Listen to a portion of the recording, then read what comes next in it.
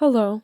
Today I will be talking about the recently released movie Marty Supreme in connection to our Unit 4 lessons. In Marty Supreme, culture is presented as something controlled by the media, capitalism, and performance. The film does not just tell a story of one person's attempt to rise to fame, instead, it shows how identity becomes shaped by systems of power that reward spectacle, productivity, and public image.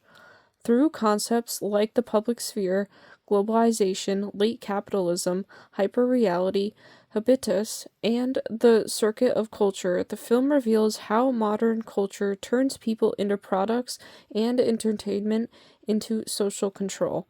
This video will talk about how Marty Supreme shows how capitalism transforms identity into performance, while media and consumer culture blur the line between authentic life and manufactured reality. The public sphere in Marty Supreme is heavily shaped by media attention, celebrity culture, and public performance. Instead of open discussion where everyone has equal participation, the film presents a world where visibility determines power. Marty cannot live his dreams if he does not gain the media attention. One important scene is when Marty appears on TV interviews and public shows. These places seem open to everyone because anyone can watch, but the film shows that only certain people are really listened to. Marty becomes important once he starts making money and entertaining the people who are watching the ping pong matches. The public only cares about his opinions when the media and companies decide he's valuable enough to be put on television.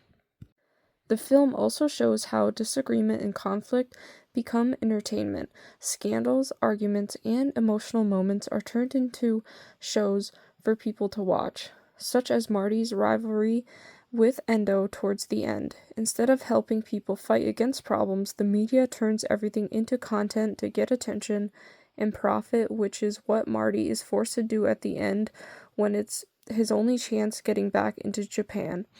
This shows how modern media cares more about views and money than the real people discussion. Marty Supreme strongly reflects ideas connected to late capitalism. The film presents a culture where everything, including identity, relationships, and emotion, can be sold as a product. This is especially shown in Mr. Rockwell's idea of selling out Marty's skills for better deals on his own business selling pens. Marty's rise depends on branding himself in ways that fit market demands. His personality becomes commercialized. The film suggests that success no longer depends only on talent or authenticity, but on how effectively someone can market themselves within capitalistic systems. This also connects to globalization because Marty's image circulates through mass media networks that reach large audiences instantly. Culture becomes standardized through entertainment industries that profit from repetition and the spectacle. The film shows how corporations shape what people desire, consume. Workers and entertainers are treated as replaceable commodities. The pressure to remain visible and productive reflects a capitalistic system that values profit more than humanity. Even personal relationships become transactional because success depends on maintaining an appealing public image, such as when Marty constantly leaves the mother of his child for the dream for fame in his up and down career. Hyperreality is one of the strongest concepts operating in the film. Reality becomes difficult to separate from performance because media representations become more important than authentic experiences. Throughout the film, Marty carefully performs versions of himself for the cameras, audience, and public attention as to give him the best possible option to staying competing in ping pong. These performances slowly replace his genuine identity and change who he really once was as he commits multiple crimes for money to be able to stay in that public eye and compete for what he loves. What matters is not who Marty really is, but the image people consume. The exaggerated media attention and celebrity culture create a world where spectacle feels more real than ordinary life. Television appearances, advertisements, and staged public moments shape how characters understand themselves and others.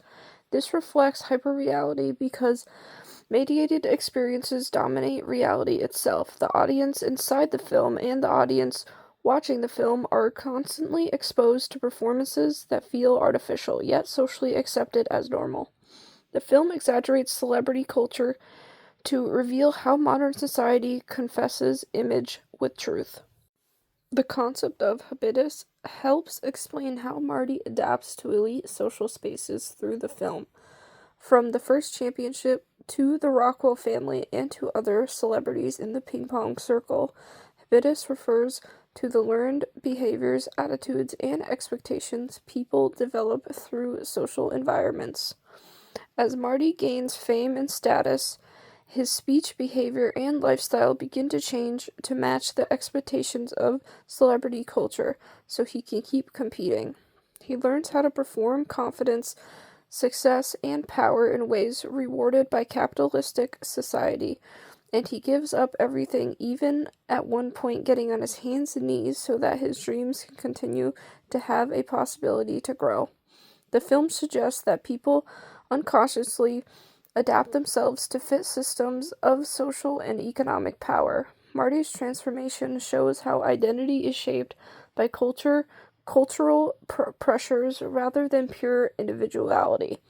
His success depends on learning the habits and behaviors valued by elite institutions surrounded in the ping pong community.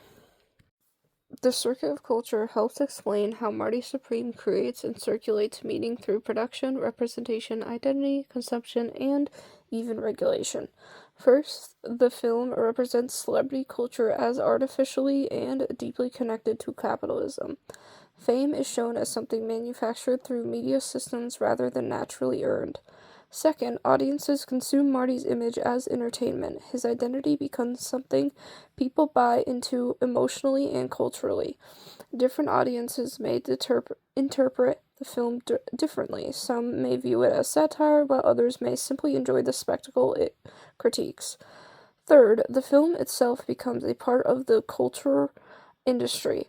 Even though it criticizes celebrity culture and capitalism, it still circulates as a commercial product within entertainment markets.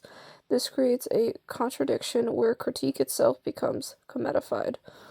Finally, regulation appears through media expectations and social pressure. Characters are rewarded when they fit dominant culture norms and punished when they disrupt them. The film demonstrates how culture shapes behavior by controlling what becomes visible, desirable, and profitable. Overall, Marty Supreme reveals how modern culture is shaped by capitalism, media spectacle, and systems of power. Through concepts like the public spirit, globalization, late capitalism, hyperreality, habitus, and the circuit of culture, the film shows how identity becomes commercialized and reality becomes mediated through performance. Rather than simply telling a story about fame, the film critiques a society where people are valued based on visibility, productivity, and marketability. In doing so, Marty Supreme exposes how contemporary culture turns both individuals and resistance itself into commodities.